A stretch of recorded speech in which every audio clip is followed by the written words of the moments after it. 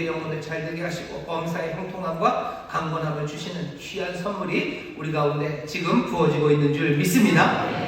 47%가 아멘. 그렇게 되는 줄 믿습니다. 아멘. 감사합니다. 하나님 말씀대로 이루어집니다.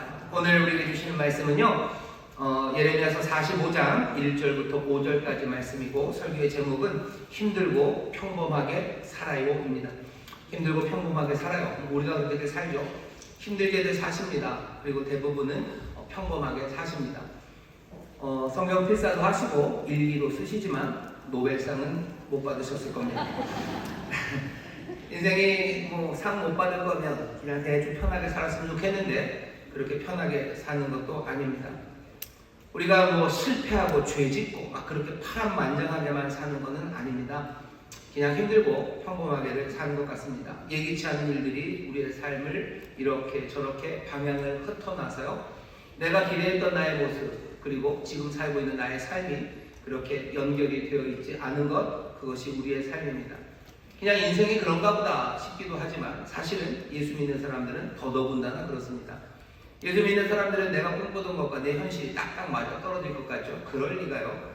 예수 믿는 사람들은 더 그렇지 않습니다. 왜냐하면 예수 믿는 사람들은 내 삶을 내가 항해하고 내가 키를 잡는 게 아니라 주님이 키를 잡으시기 때문입니다. 주께서 내 삶을 인도하실 거예요. 그러니 내가 내 삶을 능동적으로 기획한다는 건 사실은 좀 난망한 일입니다. 그러니 누구보다도 불확실한 미래를 살아가는 게 우리들이에요. 불확실한 미래라고 해서 불안한 미래는 아닙니다.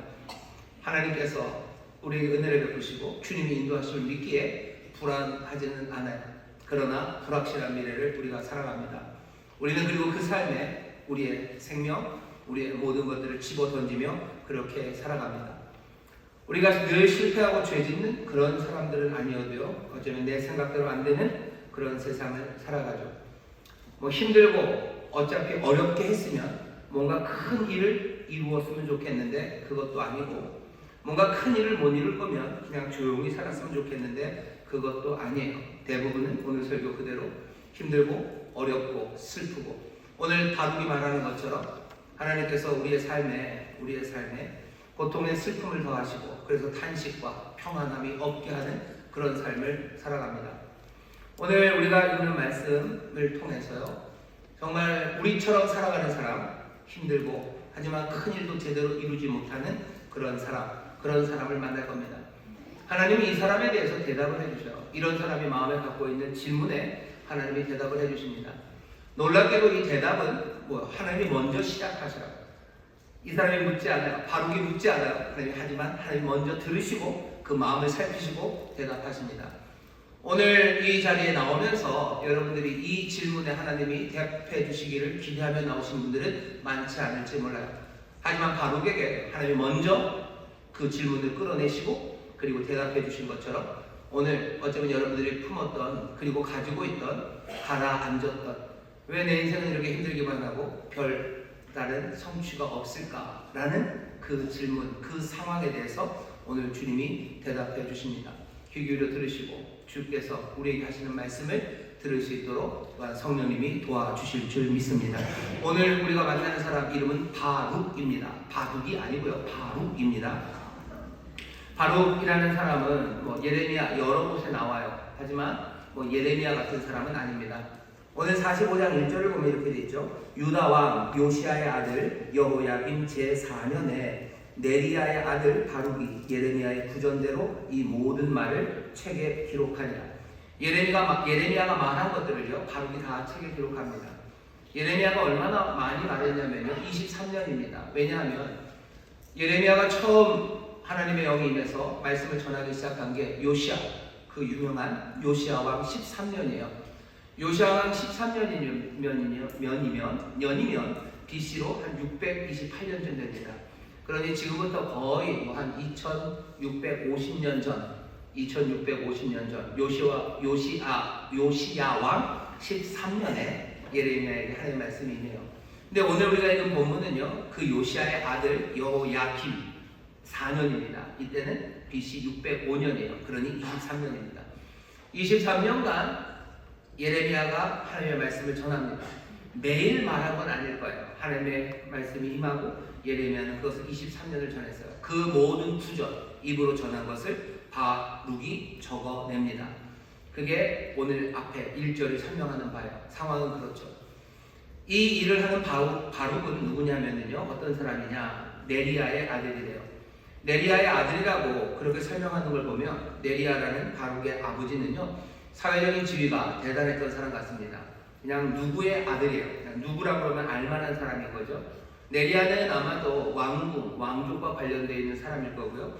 이 사람 굉장히 높은 지위를 가진 사람입니다.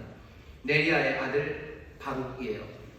이 바룩의 다른 형제가 하나 있는데요. 다른 형제 이름은 스라야입니다. 스라야라는 형제가 어느 정도 높은 고위직이었냐면요, 유다가 망할 때, 망하기 전에 마지막 왕 시드기야가 바벨론으로 갑니다. 그때 왕을 모시고 갔던 많은 시종들 중에서 시종장이 스라야예요. 지금식으로 말하면 어쩌면 비서실장일 수도 있고요, 아니면 외교부 장관쯤 되는 사람이 바룩의 형제입니다. 네리야의 아들 스라야의 형제 바룩은 그러니 굉장히 사회적 지위가 높은 사람이고요, 그 왕궁 안에서 고위직에 있었거나 아니면 고위직을 갈 만한 사람이 바룩입니다. 이 바룩이 예레미야를 따라다녀요. 어쩌면 23년간 예레미야를 따라다닌 게 오늘 45장 1절의 그 상황입니다. 예레미야는 하나님의 말씀이 임해서 하나님의 말씀을 전하지만 그 왕궁과 왕족들 그리고 예루살렘에 있는 모든 엘리트들이요, 너무너무 싫어하는 사람이 예레미야예요. 예레미야는 예루살렘에 하나님의 심판을 전합니다. 유다가 그리고 그 왕들이 그리고 그 민족이 얼마나 하나님 앞에 잘못했는지를 하나하나 낱낱이 알리고 고했던 사람이 예레미야예요. 누가 좋아합니까? 누가 좋아합니까? 게다가 상황은 굉장히 어려워졌죠. 여기 북쪽 이스라엘은 망했고요, 순망치안이라고 합니다. 입술이 없어지면 이가 시리죠. 위에 쿠션처럼 강대했던 북쪽에 있는 세력들을 이스라엘이 어느 정도 그래도 막아줬는데 이스라엘이 사라졌어요. 그러니 이제 이 유다는 그 강력한 힘에 그대로 노출됩니다. 언제 망할지 모르는 그런 상황에서 예레미야가 전한 메시지는 뭔가 소망찬 메시지가 아니에요. 하나님 우리를 지키신다. 아니, 우리가 그렇게 잘못했는데 이건 하나님이 우리를 치시는 거라고, 우리는 망한다고, 바벨론에게 우리는 멸망할 거라고, 하나님이 그러면서 소망을 전합니다. 하나님이 우리를 살리시겠으나 이 전쟁에서 우리가 이길 수 없다고, 그런 비극적이고 그리고 부정적인 메시지를 전해요. 이 메시지를 전하니 예루살렘이 좋아할 리가 없습니다.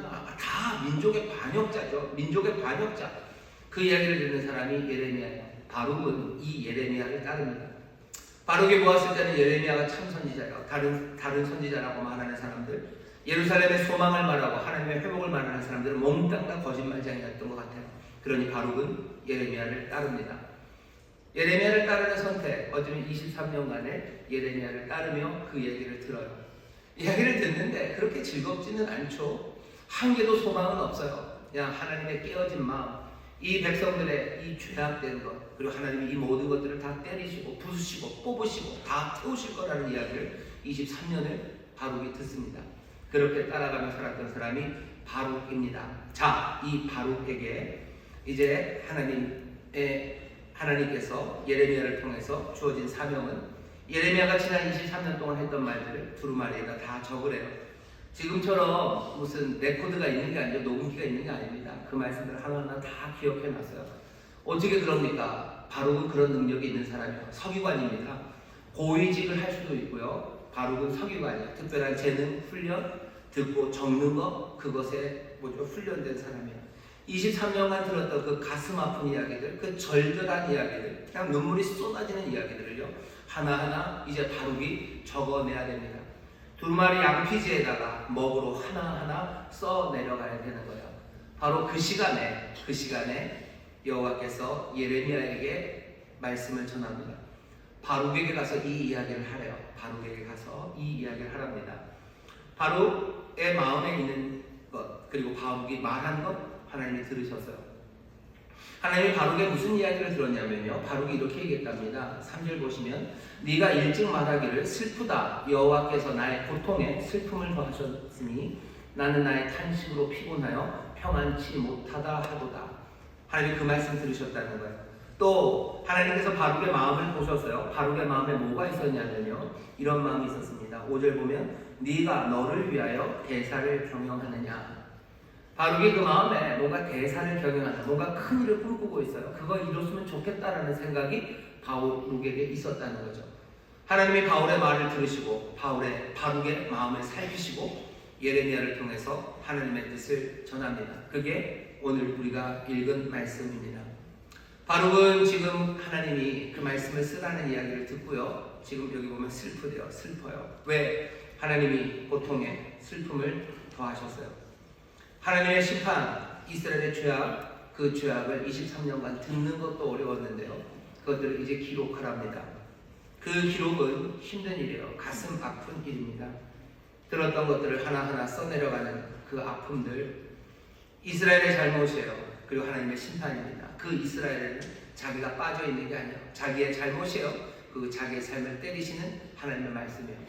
나를 때리는 그 일은 멀리 있지 않아요. 결정적으로 때리시겠지만 벌써 지금 우리의 삶에, 자기들의 삶에는 어려움이 닥쳐 있습니다.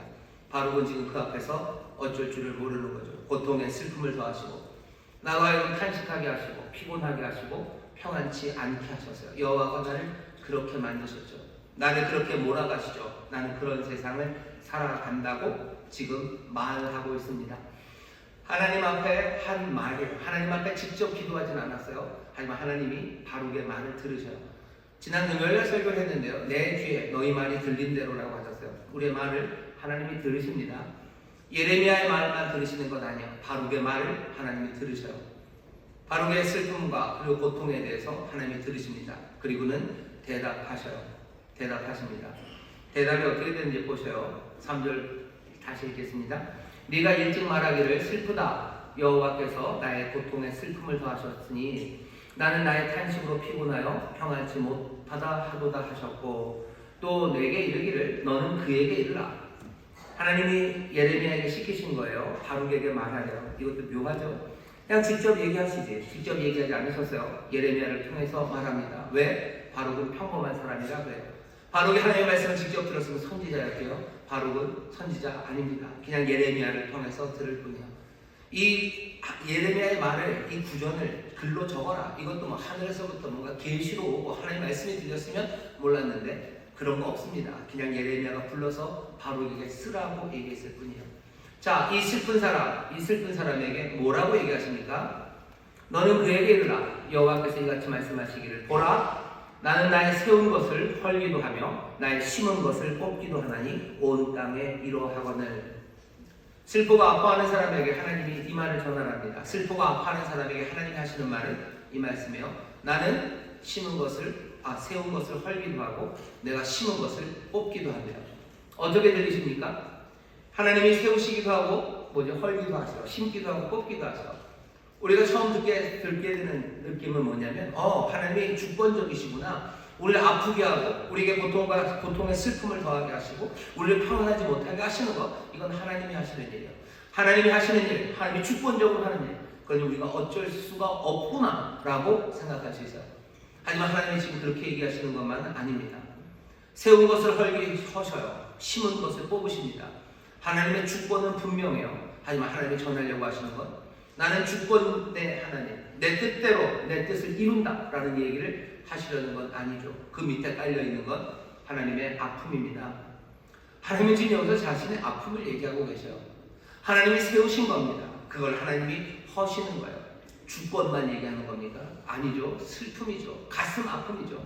하나님이 심으셨어요. 심은 걸 뽑습니다. 하나님의 주권이요. 내가 심었으니까 내가 뽑는데 네가 뭔 상관이냐 그런 거예요. 내가 너를 만들어서 너에게 고통을 주고 슬픔을 주고 이게 무슨 상관이냐. 지금 그 말씀하시는 게 아니라 하나님은 자신의 아픔을 말하는 겁니다. 예레미야에게 전하라는 거죠. 예레미야야, 바룩에게 가서 말해라. 슬퍼하고 아파하는 바룩에게 가서 말해라. 뭐라고 말하라는 거예요? 바룩이 슬퍼하고 아파하는 그 이유들, 그 모든 아픔들, 죄악들, 내 심판들, 네가 그것을 듣고 보고 적는 것으로만도 가슴 아프고 지금 힘들어하지만 그 일을 행하는 건 누구예요? 나예요. 나는 그 일을 행하는데 그 고통, 슬픔, 탄식, 그게 너만의 것이겠냐라고 말씀하시는 겁니다. 하나님이 지금 하시는 말씀은 그런 거예요. 하나님이 세우신 백성이에요. 하나님은 어떻게 세우셨습니까? 그냥 뭐 손가락 하나 탁 튕겨서 이 백성을 세우신 게 아니에요. 하나님이 이 백성을 세우실 때 어떻게 하셨어요? 세상을 만드실 때, 말씀 하나로 만드셨는지 모르겠지만 이 백성을 세우실 때는 하나님이 그렇게 하지 않으셨어요.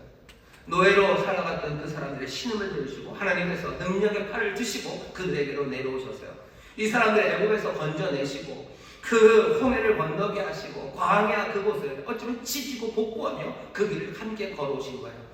하늘 보좌를 버리고 이 땅에 거하시면서 구름 기둥과 불 기둥으로 그들과 함께 하시고 그들의 손으로 만든 천막에 거하시며 이들을 인도하셨어요. 광야에서 40년을 먹이셨어요. 아침마다 먹이셨어요. 많은 반역과 많은 배신 가운데도 하나님이 참고 또 참으시고 다시 회복시키시며 이 광야를 지나게 하셨어요. 약속의 땅에 들이시고 그 모든 싸움 가운데 하나님이 함께 하셨어요. 뿐만 아닙니다. 거기서 엉망으로 살아가는 이들에게 하나님께서 다시 은혜를 베푸시고 용서하시고 회복하시고 그러시며 여기까지 오신 거예요. 하나님이 세우시고 하나님이 심으신 자기 백성입니다. 오래 참으시고 긍휼을 베푸셨던 분이에요. 왜 그러셨어요? 잊을 수 없는 사람들이에요. 잊을 수 없는 사람들이에요. 사랑하는 사람들입니다. 하나님이 이스라엘을 사랑하셔요. 내 백성이라고 말씀하실 때 그냥 증서 하나 띄워준 건 아니에요. 그냥 타이핑해가지고 복사해서 너희들 내 백성이다라고 증명서 내주신 건 아니에요. 하나님이 이스라엘을 사랑하셨어요. 이스라엘을 사랑하셨어요. 하나님이 사랑하셨어요. 한이 없는 은혜와 자비와 긍휼로 사랑하셔서 세우시고 심으신 백성이에요. 근데 뭐라고요? 이제 내가 허물고 내가 뽑아야 되는 거예요. 나는 내가 세운 것을 내가 지금 뽑는다 할 때 나는 내 멋대로 할 수 있다. 나는 하나님, 나는 세상을 다스리는, 나는 주권자. 그러니 내가 세우고 내가 지금 허문다. 지금 그 얘기 하시는 거예요. 나는 내가 세운 것을 내가 헐기도 하고 내가 심은 것을 내가 지금 뽑아야 되는 하나님. 나는 지금 그런 일을 하고 있는 거예요. 하나님 고통스러우십니다. 자신의 고통, 자신의 아픔, 사랑하는 백성들을 때려야 되는 그 아픔을 지금 바룩에게 얘기해 주는 거예요. 우리가 고통받고 아픈 거 하나님이 한 개도 즐거워하지 않으셔요. 하나님은 심지어 악인이 아파하는 거, 악당이 아파하는 거 우리는 모르겠어요. 우리는 악당이 좀 아파했으면 좋겠죠. 누가 깜빵에 좀 갔으면 좋겠고 누가 쫄딱 망했으면 좋겠고 그러면 제 속이 꼬실 것 같죠. 하나님은 아닙니다. 에스겔서 18장 22절 보면 이렇게 되어 있어요. 나 주 여호와가 말하노라. 내가 어찌 악인의 죽는 것을 조금인들 기뻐하랴. 그가 돌이켜 그 길에서 떠나서 사는 것을 어찌 기뻐하지 않냐겠느냐. 하나님은 악인이 죽는 것도 기뻐하지 않으셔요. 악인이 아파하는 거 기뻐하지 않으셔요. 자기의 백성들이 악을 행했다고 해서 그 사람들 넘어뜨리고 뽑아내는 거 하나님 한 개도 기뻐하지 않으십니다. 예레미야에게 심판을 명합니다. 하나님이 심판하실 거예요. 예루살렘을 초토화시키실 거예요. 하나님 기뻐하실 것 같으셔요. 천만에. 그 이야기를 들으면서 예레미야가 간이 녹는데요. 내가 심장이 녹고 내 눈물이 그냥 쏟아지고 하나님 어쩝니까 하고 울어요. 하나님은 왜 그러시는 거예요? 하나님은 그러면 씩 웃으시면서 때리셔요? 예레미야가 눈물 그렇게 철철 흘리는데 저런 것 가지고 그 정도? 나는 심기도 하고 나는 뽑기도 하고 나는 세우기도 하고 허물기도 하는데 내가 그거 못할 것 같냐? 난 아무지도 않다. 하나님 그럼 하나님 아니시오. 성년이 불탈 때 아이들이 돌에 패대기 쳐질 때 부녀자들이 강간당하기 시작할 때 사람들이 치욕적으로 그 바벨론으로 끌려갈 때 하나님 뭐라 그러셔요? 이사야서 63장 9절입니다. 그들의 모든 환난에 동참하셨대요. 모든 환난에 동참했다는 건 그 환난에 그냥 뒤짐지고 따라가면서 보셨다는 얘기 아닙니다. 동참하셨대요. 같이 아파하셨다는 거예요. 어떻게 우리가 그거 확인합니까?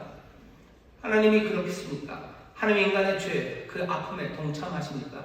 언제 우리가 하나님을 봤습니까? 하나님을 본 사람은 없어요. 하지만 그 아들, 육신이 되신 그 말씀이 이 땅에 오셔서 아버지가 어떤 분인지 보여줘요. 십자가 그 자리는 어디죠? 그 자리는 심판받는 자리예요. 심판받는 그 자리에 심판하시는 그분이 올라가셨어요. 그리고 찢기시고 비명 지르시고 그리고 헐떡거리시며 거기에 매달리셨어요.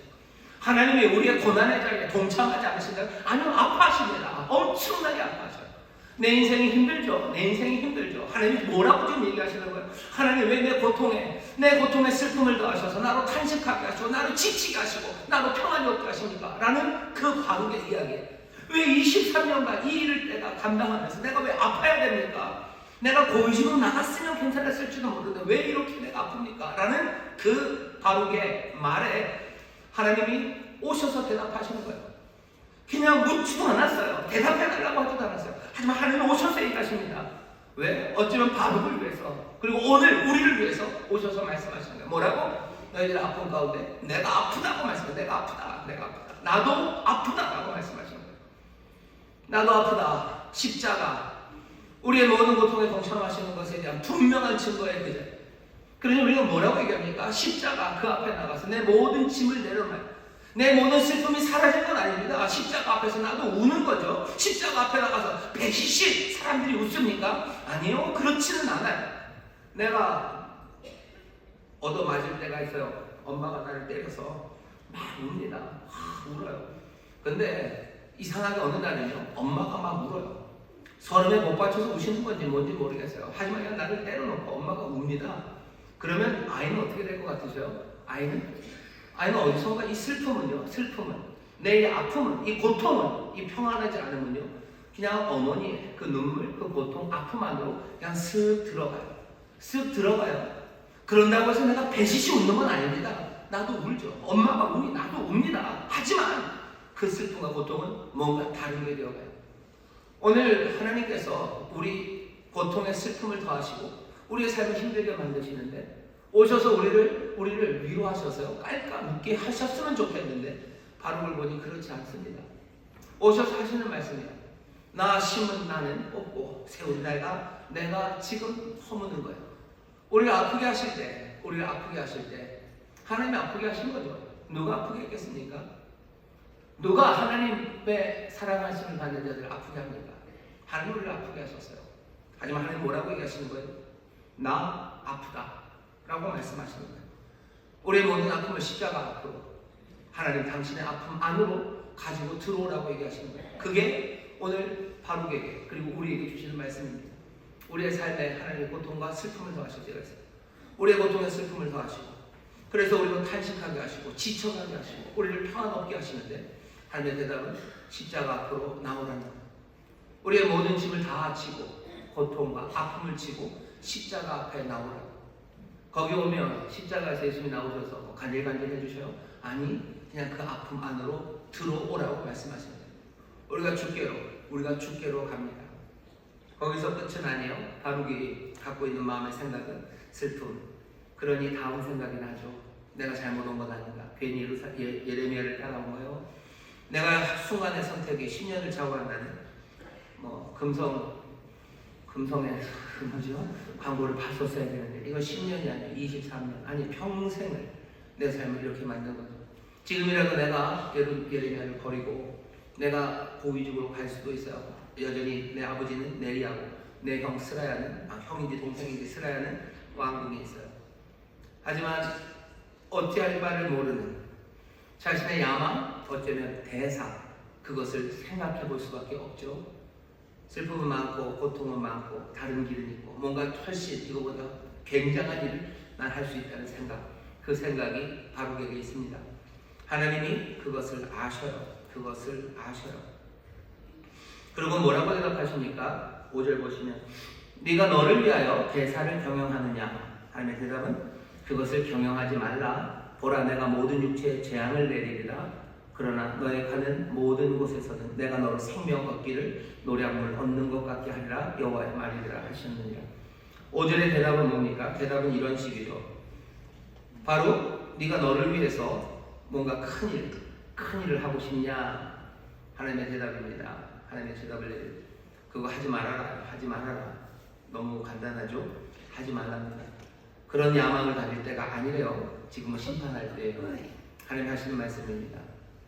너의 생명을 보존해 줄 거래요. 살게는 해줄 거래요. 네가 가는 길에 네가 너를 살게 할 거다. 그게 답니다.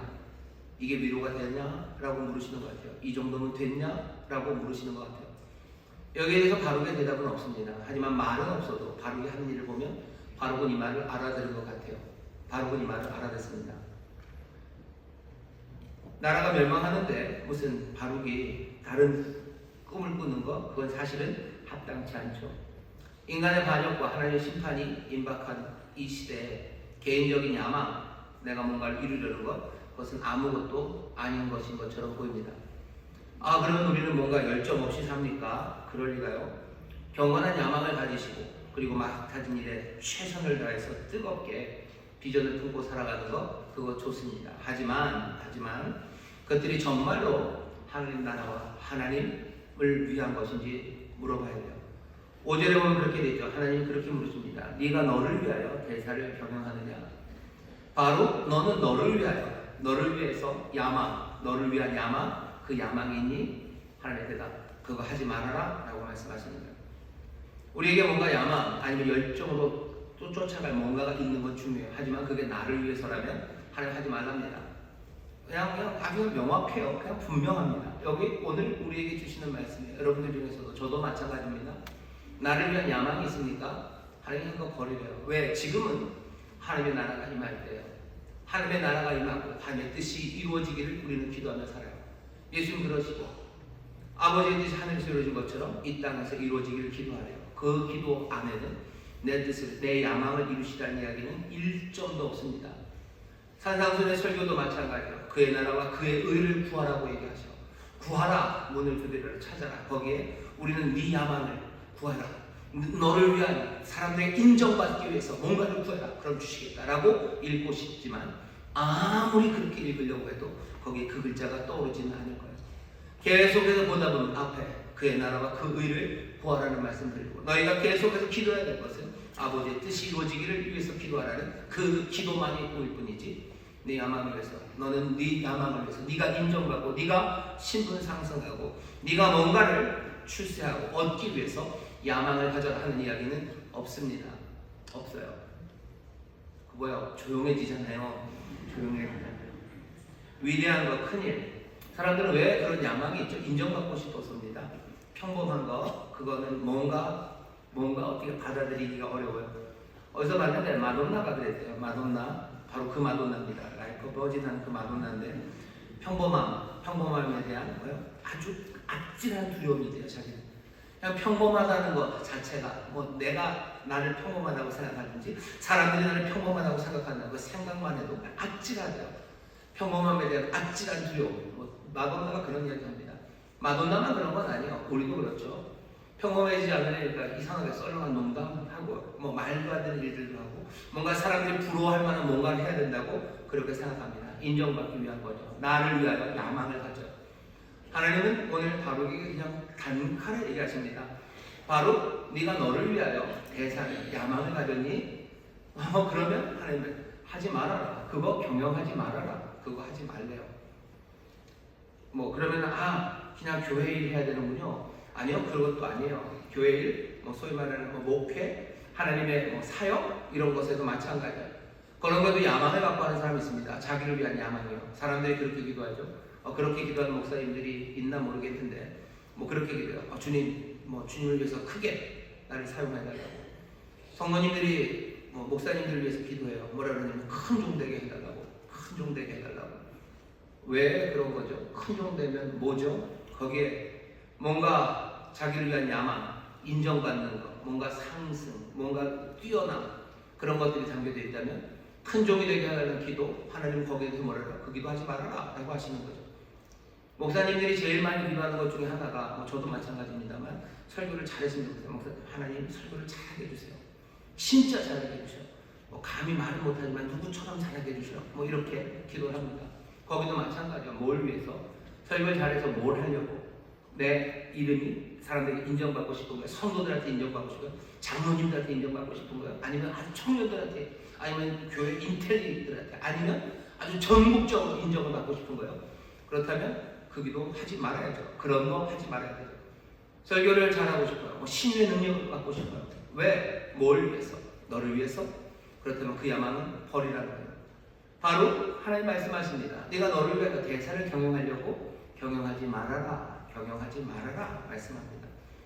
그러면은 어떻게 합니까? 상황은 뭐예요? 내가 이제 심판할 때라고 얘기하셔요. 하나님 심판하실 텐데 네 야망 그거 구하는 건 아무 의미 없다고 하나님 지금 말씀하시는 겁니다. 그럼 어떻게 삽니까? 어떻게 삽니까? 어떻게 삽니까? 오늘 말씀 이 맥락을 잘 보셔요. 하나님께서는 바룩의 슬픔에 대해서도 어쩌면 바룩의 자기 연민에 대해서도 제대로 위로하지 않으셔요. 바룩의 슬픔에 대해서 자기가 나도 슬프다라고 얘기하셔요. 바룩의 야망에 대해서 뭐라고 하시죠? 그거 경영하지 말아라. 내가 세상을 심판할 거다라고 말씀하셔. 그러면서 네가 품고 있는 모든 야망을 다 내려놓고 내가 심판하는 이 세상에 합당하게 너 살라고 지금 부르시는 겁니다. 뭘 하셔요? 부르셔요. 그게 중요한 거죠. 개인적인 슬픔과 자기 연민에 대해서 하나님이 별다른 말씀 안 하신 것 같고 그 대신 그에게 일을 맡기십니다. 두루마리를 쓰라고 얘기하시는 거예요. 두루마리 써라 라고 얘기하죠.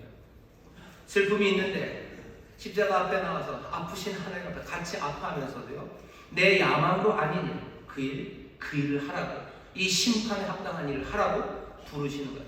바룩만 그런 건 아니죠. 바룩이 섬겼던 예레미야도 마찬가지입니다. 예레미야의 슬픔을 하나님이 위로하지 않으셔요. 예레미야는 눈물을 철철 흘리고 깨어진 가슴을 안고 그렇게 갑니다. 예레미야가 하나님 앞에 얼마나 많이 뭐라고 그랬는지 아셔요? 예레미야 읽어보면 하나님 난 안 한다고, 내가 안 한다고 하지 않았냐고, 왜 이런 일을 날 시키냐고. 그러면서도 얘기해요. 내가 이렇게 싸워봤자 내가 질 걸 내가 안다고. 하나님 늘 이기신다고. 왜? 하나님 고집은 신도 세시고 하나님이 그러시니까 하나님 늘 이기시고 내가 질 것 알지만 내 이 슬픔 어떡하냐고. 그러면서도 예레미야는 어떻게 꾸역꾸역 그 일을 해나갑니다. 자기의 야망 그건 없습니다. 하나님이 시키신 그 말 따라 살아가요. 바룩도 많이 다르진 않습니다. 바룩도 그 고통의 슬픔을 안기셔. 그런데도 불구하고 꾸역꾸역 그 두루마리를 써 내려가는 거예요. 써 내려갑니다. 이게 뭐 별겁니까? 아니요, 그래도 별겁니다. 바룩이 갖고 있는 모든 재능이요. 어쩌면 그 당시 예루살렘에서 어쩌면 글 제일 잘 쓰는 사람이 바룩이었을 거예요. 예레미야서를 보면 압니다. 글 제일 잘 쓰는 사람이 바룩이에요. 고위 관리할 수 있는 사람이에요. 그 모든 능력들을 여기 이 일에 쓰고 있어요. 하나님은 지금 이 두루마리를 써서 뭐 하시고 남기셔야 돼요. 그리고 36장, 예레미야 36장 보면 바로 이 사건들이 기록되어 있습니다. 거기 백성들 앞에 가서 이 두루마리를 다시 읽어줘야 돼요. 23년 동안 여기저기서 했던 그 많은 이야기들을 한 번에 폭탄처럼 던져놓고 싶으신 거예요. 그래서 이 말씀 들어서 혹시라도 돌아올까 싶은 마음이 예레미야에게 있습니다. 예레미야가 두루마리를 다 쓰게 하십니다. 쓰고 나서 예레미야는 알아차려요. 왜 이걸 썼는지 알아차립니다. 예레미야는 그런 사람이에요. 울고 안 된다고 하면서도 하나님의 마음을 알아요. 이거 왜 쓰라고 그러셨을까? 읽으라고 그러신 거죠. 그러니 이 두루마리를 들고 어디로 가래요? 성전에 가서 이스라엘 백성, 예루살렘의 백성들에게 이거 읽어주래요. 자기 못 간대요. 나는 갇혀있으니 못 간다. 바로 네가 가서 읽어라. 두루마리로 23년간의 그 예언의 말씀을 다 정리해서 바룩이 씁니다. 하루 이틀에 쓴 것 아니에요. 여호야김 4년에 시작해서 읽으러 간 건 여호야김 5년입니다. 5년 9월쯤이요. 그러니 거의 1년에 걸쳐서 이 슬프고 가슴 아픈 이야기를 정석을 다해서 모든 힘을 다해서 예레미야가 써내려가는 거예요. 하나님의 말씀이 하루아침에 써내려간 거 아닙니다. 그렇게 써내려갔어요. 그렇게 써내려간 말씀을 가지고 갑니다. 성전 그 2층 서기관의 방에서 앞에 모여있는 그 사람들에게 서기관 방에서 읽습니다. 바룩이 예레미야서 그 말씀들을 하나하나 읽어요. 백성들이 듣고 삶이 변했으면 좋겠는데 그렇진 않아요. 그냥 바룩을 사랑하는 서기관들이 바룩을 피신시킵니다. 너 빨리 좀 도망가야 되겠다. 이거 그냥 둘 수는 없다. 왕에게 알려야 돼요. 하지만 왕에게 들으면 가만히 있지 않을 거야. 피신시킵니다. 그걸 들고 왕에게 가져가요. 서기관들이. 그리고 왕 앞에 예레미야의 글이라고 그러면서 읽습니다. 모든 신하와 왕이 듣고 있어요. 왕궁이 신하가 눈물을 흘리며 가슴을 찢으니까 천만에 가슴을 찢기는커녕 그 두루마리를 찢습니다. 왕이 여호야김이 소독 작은 칼을 들어서 거기 하나하나 읽힐 때마다 가져오라고 해요. 그 양귀지로 쓰여진 두루마리를 다 찢습니다. 칼로 찢어서요. 때는 9월 화로를 피워놨대요. 거기다 다 불태웁니다. 몽땅 다 불태우고 다음 명령은 뭐겠어요? 선지자 예레미야 서기관 바룩을 잡아오라는 도망갔죠. 하나님이 살리셨어요. 여기 있는 이 말씀입니다. 네가 갈 거다. 가는 길에 너 산다. 하나님이 약속해 주신 건 그거예요. 그냥 너 산다. 너는 갈 거고 나는 너를 살게 해줄게. 바룩은 그 말로 위로가 됐습니다. 그래요? 그러면 내가 갑니다. 읽어요. 그리고 도망갑니다. 책은 다 찢어졌어요. 예레미야 어떡하죠? 다시 써야죠. 다시 써야 돼요. 그럼 자기가 쓰지. 바룩을 또 부릅니다. 바룩 또 써라. 하나님이 바룩에게 지금 얘기해 주셨으면 바룩은 그래도 좀 마음이 뜨거웠을 텐데 하나님이 바룩에게 얘기하지 않으셔. 예레미야에게 얘기하고 예레미야는 바룩에게 또 얘기합니다. 바룩은 또 그 말씀을 다시 써요. 그 찢겨진 거의 1년에 걸쳐 썼던 그 말씀들을 다시 씁니다. 써 내려가면서 뭐가 좀 불어나기 시작해요. 왜? 그 일을 겪었으니 뭐 더 생각나는 게 있죠. 더 길어진 그 예레미야의 이야기를 쭉 써 내려가요. 그게 바룩입니다. 하나님은 말씀을 써 내려갈 사람이 필요했어요. 그 서기관의 재능, 그 고위직의 어쩌면 그 세련됨으로 그렇게 할 사람, 거기 가서 예레미야 대신 하나님 말씀을 읽을 사람, 그 사람 필요했어요. 나중에 바룩이 한 번 더 나오는 건요, 17년 후입니다. 예루살렘이 멸망하기 1년 전, 정말로 야비한 예레미야의 숙부가 예레미야에게 와서 땅을 물러달래요. 기업 물을 자, 내가 지금 어려운 상황인데 내가 어려워서 땅을 팔아야 되면 가장 가까운 친족이 사줘야 돼요. 이제 예루살렘이 멸망하기 1년 전입니다. 그러니까 다 알아요. 예루살렘 멸망한다는 거. 그때쯤 누가 땅을 삽니까? 근데도 예레미야는 그 땅을 삽니다. 그 땅을 사요. 그 땅을 은 17세기에 사고요. 그리고 바룩을 또 부릅니다. 이 증서, 매매 증서를 두 부를 만들래요. 예루살렘의 가장 위대했던 어쩌면 문필가, 서기관이 말도 안 되는 사기, 토지문서, 그 토지문서를 두 장을 또 잘 만들어요. 하나는 밀봉해서 토기에 넣고 하나는 열어놓고서 사람 앞에 읽고 그 일을 바룩이 합니다.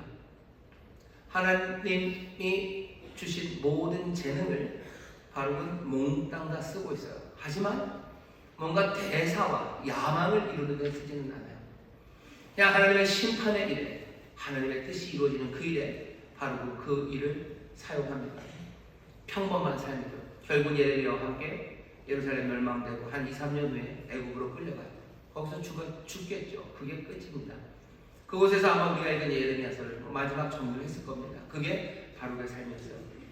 오늘 우리가 바룩이라는 사람을 봅니다. 바룩이라는 사람에게 대답하시는 하나님의 대답을 듣습니다.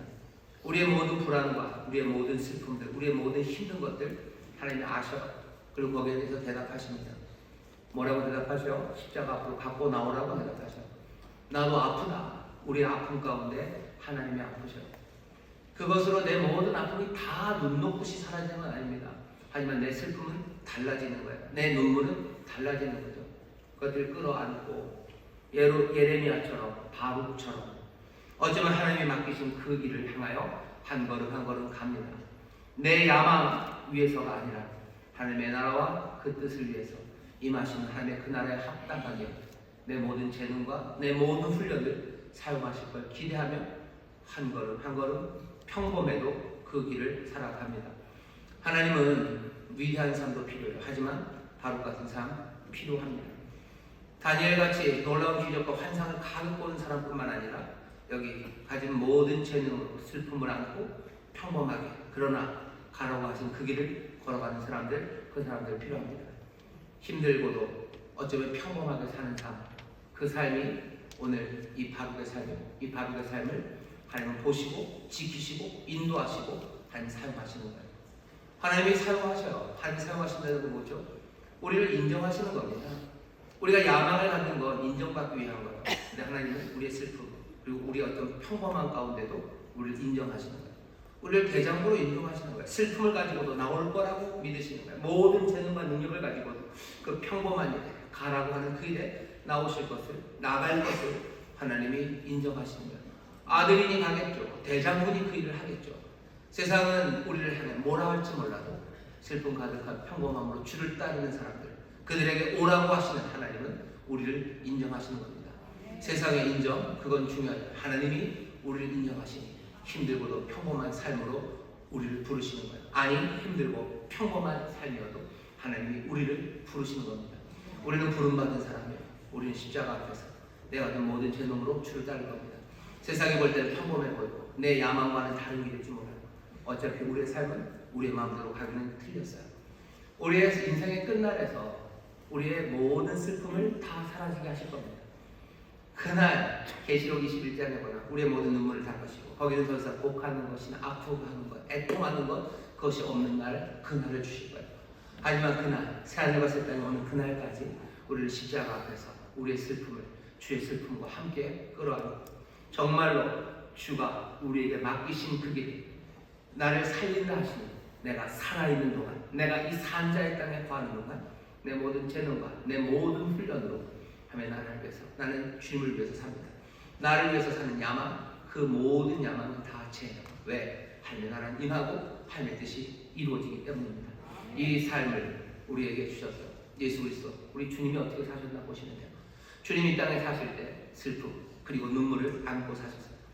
십자가 거기서 보이시죠? 그 아픔을 보이시죠? 고통에 슬픔을 더하시고 탄식하게 지치게 하시고 십자가에 무슨 평안이 있습니까? 평안 없는 그 길을 가졌어요. 예수님 그러면서도 어떻게 그 아픔과 힘든 가운데도 어쩌면 가장 평범한 삶이죠. 찬란한 야망 그런 거 이루신 것 없습니다. 로마에 태어나지 않으셨어요. 알렉산드리아에 태어나지 않으셨어요. 수많은 군대와 많은 사람들의 영광의 찬송 가운데 십자가 지러 가지 않으셨어요. 그러니까 모두가 떠나고 눈물바다 그냥 저 인생의 불쌍해서 우는 여인들, 그 여인들 사이를 지나며 아주 평범하게 갈릴리의 청년 하나가 로마의 그 무력에 짓밟힌 것처럼, 세상의 모든 거짓에 짓밟힌 것처럼 그렇게 평범하게 그곳을 가신 것 같아요. 하지만 살아있는 그 길을 가는 동안에 아무것도 아닌 평범한 죽음처럼 보여지는 그 죽음의 길을 예수님 따라가셨습니다. 힘들고 평범하게 살아가는 그 삶이 어쩌면 예수님 닮아가는 삶이에요. 십자가 그 앞에 나가셔서 정말로 그 슬픔을 붙잡으시고 내게 주신 모든 것으로 하면 날 합당한 그 일, 내를 위한 야망 그거 말고 걸어가는 그 삶을 걸어가십시오. 하나님이 인정하시는 하나님이 우리를 향한 칭찬, 어쩌면 우리를 사랑하시는 정말로 끌어안으시고 환영하심이 우리 가운데 임해서 우리의 삶이 정말로 주 안에서 살아가는 삶이요, 하나님의 인정하시는 하나님의 자녀의 삶, 그런 복된 삶이 될 줄 믿습니다. 기도하겠습니다. 하나님 감사합니다. 평범하게 사는 게 우리 대부분 아니겠습니까? 힘들고 어려운 게 우리의 삶 아니겠습니까? 주여, 주께서 정말로 힘들고 어렵고 슬프고 아버지의 삶에 야망 이루어지지 않는 이들에게 오늘 대답하시니 정말로 십자가 그 앞에서 아버지의 모든 슬픔을 함께 풀어놓게 하시고 주의 슬픔과 아픔을 끌어안게 하시고 주가 이루실 그 일을 위해서 내가 가진 모든 재능, 내가 가진 모든 훈련들을 하나님 그렇게 바치는 하나님의 사람들 되게 하여 주옵소서. 성령님이 인도하여 주옵시고 아버지 하나님 영광 받으시는 그 일 감당케 하여 주옵시며 아버지 그 믿음을 서로 격려하는 우리 모두가 되게 하여 주옵소서. 감사드리며 예수님 이름으로 기도하옵나이다. 아멘. 이제 통성을 기도할 때 성령님 우리 십자가 앞으로 인도하여 주옵소서. 오늘 십자가 붙잡아 우리의 모든 슬픔을 주의 슬픔 안에 던져넣게 하시고 주여 내 삶에서 정말로 주를 따라 주의 영광을 위하여 하나님 나라를 위하여 온 힘을 다하는 하나님의 사람들 되게 해달라고 성령이 우리의 마음과 생각을 지키시라고 인도해달라고 주의 세법해 부르시고 통성으로 기도하겠습니다. 주여 주여 주여. 아버지 하나님 감사합니다. 오늘 우리에게 성령의 길을 보시며 도와주시고 하나님의 영혼을 충만하게 하시고 아버지 정말로 성령이